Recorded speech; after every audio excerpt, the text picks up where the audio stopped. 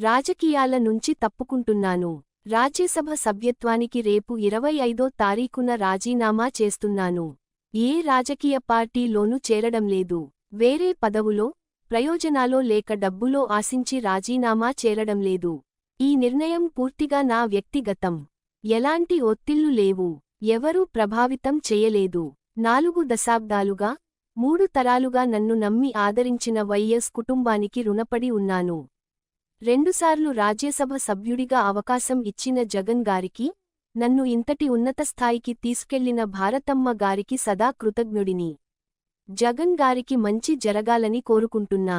Parliamentary party నాయకుడిగా, రాజ్యసభలో floor లీడర్గా, పార్టీ జాతీయ ప్రధాన కార్యదర్శిగా, పార్టీ మరియు రాష్ట్ర ప్రయోజనాల కోసం చిత్తశుద్ధితో శక్తివంచన లేకుండా కృషి చేశా. కేంద్రానికి రాష్ట్రానికి మధ్య వారధిలా పనిచేశా. దాదాపు 9 సంవత్సరాలు ప్రోత్సహించి కొండంత బలాన్ని, మనోధైర్యాన్నిచ్చి తెలుగు రాష్ట్రాల్లో నాకు గుర్తింపునిచ్చిన ప్రధాని మోడీ గారికి, హోం మంత్రి అమిత్ షా గారికి ప్రత్యేక ధన్యవాదాలు. టీడీపీతో రాజకీయంగా విభేదించా. చంద్రబాబు గారి కుటుంబంతో వ్యక్తిగతంగా విభేదాలు లేవు.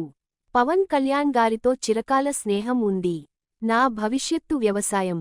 సుదీర్ఘ రాజకీయ ప్రయాణంలో ఆదరించిన నా రాష్ట్ర ప్రజలకి, మిత్రులకి, సహచరులకి, పార్టీ కార్యకర్తలకి ప్రతి ఒక్కరికీ పేరు పేరునా నా హృదయపూర్వక కృతజ్ఞతలు తెలియచేసుకుంటున్నాను.